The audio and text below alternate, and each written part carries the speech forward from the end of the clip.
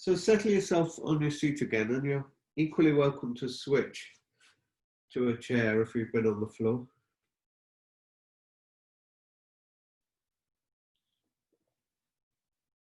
So on the seat or the cushion, again, just find that settling of the pelvis. You might want to rock a little. Just revisit a kind of fresh quality of contact with the floor. And allow that stableness of the base. So if you're on a chair, the feet on the floor. Or if you're sitting, of course, the sit bones, the bottom, the legs.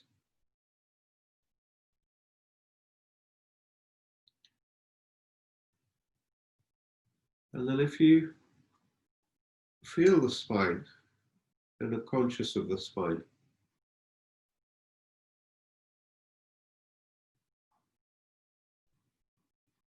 or the midline of the body, if you like, just feel the back body. And then feel almost the front body. But if you imagine the front line of your spine that faces into the body, and just feel it that way.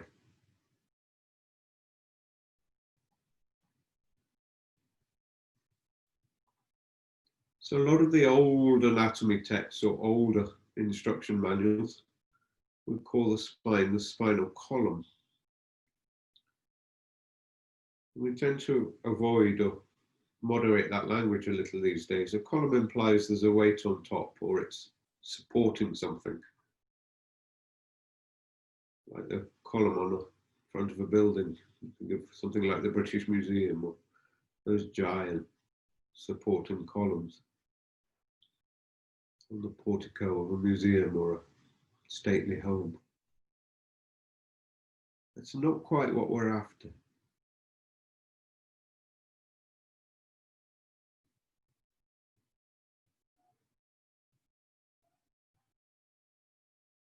And one of the views of the spine, again, one of the ways it's taught, is that there's a series of small bones, vertebrae,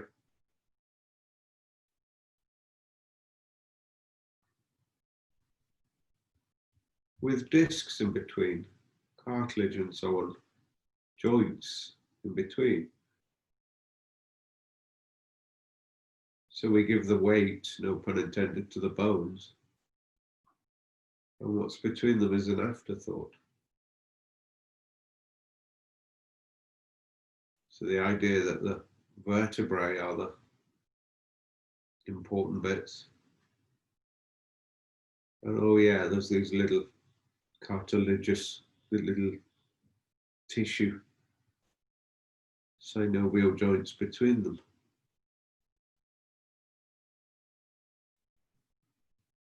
But just change your view of that for a moment and imagine there's a large pumped up capsule and then a little disc of a vertebra.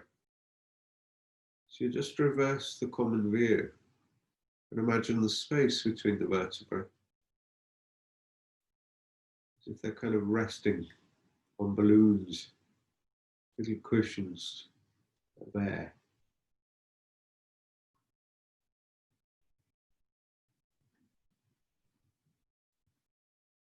So give the spaces, if you like, more precedence.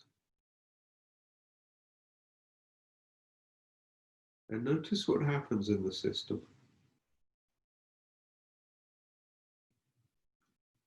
So let's play between space and weight. So feel the real settling of the pelvis.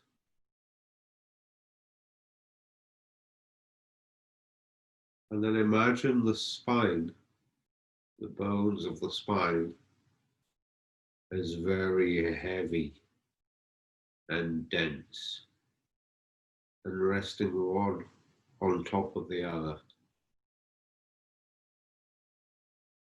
like concrete slabs or paving slabs stacked up. boom, boom, boom, on top of each other. Give them a heaviness, a density, even a darkness or an impermeability. The weight and stacked quality of the spine. And as you feel that, one on top of the other, on top of the other, all the way up, notice the feeling of the body. Notice the kind of quality of sensation created. And breathing, you might even have affected the face in some way. Maybe the eyebrows have come together or the forehead's furrowed.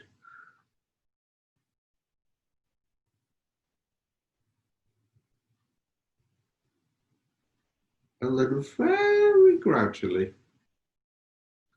just begin to feel the softening again. Almost a sense of a lightness to each vertebrae. And they slowly, slowly begin to unravel. That tension, that weight, that heaviness begins to change, to dissolve and change into a lightness. Very spacious quality to the bone, very spacious quality to the ascending of the spine.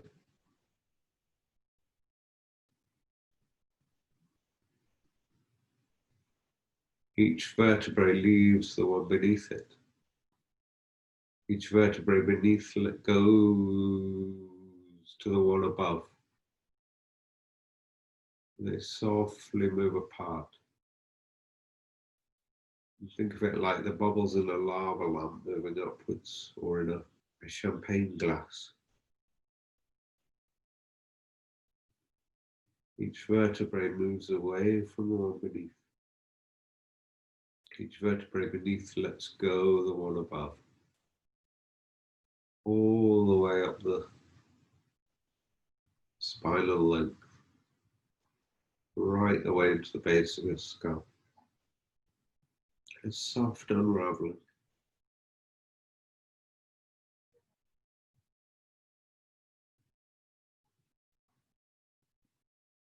And when you've found that, notice the quality of the body, the sensations, particularly your breathing, perhaps. Maybe there's even a light openness to the face, to the jaw.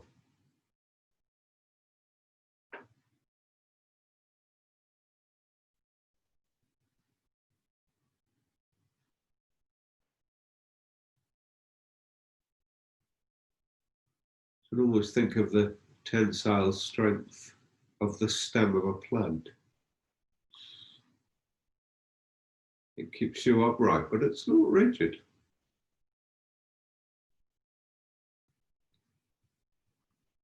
It's just got the right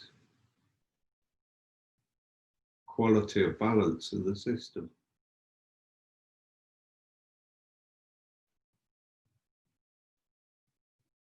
And you may also find that as you breathe, there's a sense of the spinal length changing. You may find you're a little shorter on the inhalation, a little widening in the body almost. And as you exhale, there's a very soft ascending as the ribs release back in, so the spine lifts a touch. It's minuscule, but it's there if you're perceptive.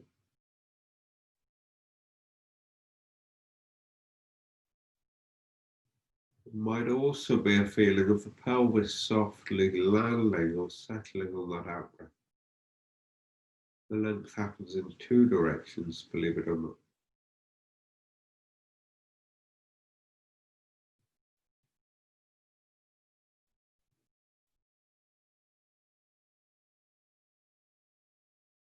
Nice as that is, let's visit the opposite again.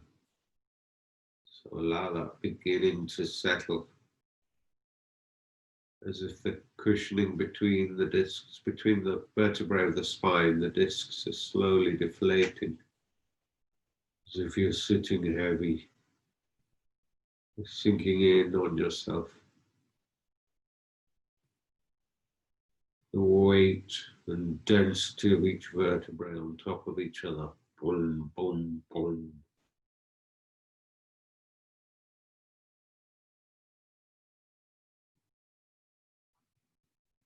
Like a stack of books, a stack of bricks.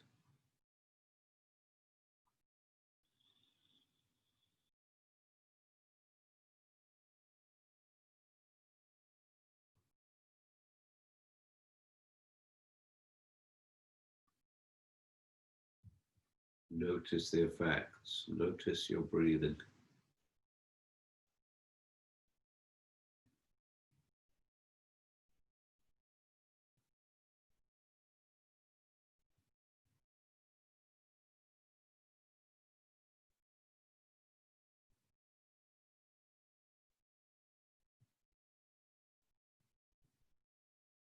And then gradually turn that round. So you'll have that soft sense of lightness, of ease, of space. Each vertebrae gently hovering above the one below. Each vertebrae letting go of the one above.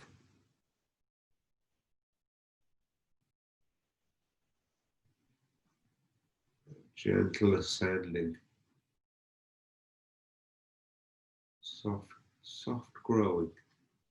It's not something you do as such, more something you're allowing, you're relaxing into.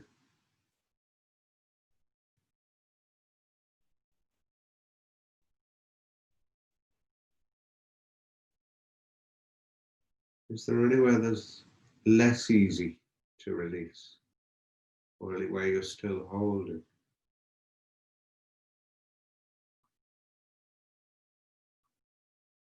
How's the spine between the shoulder blades, for example?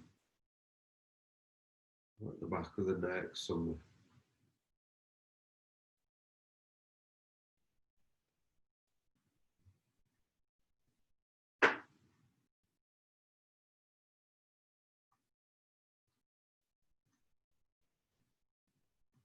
Does ascending like this give you a kind of buoyancy to the head?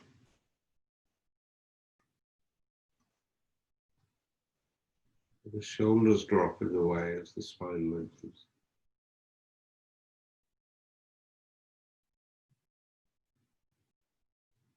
And it's always worth checking in with, how's your breathing?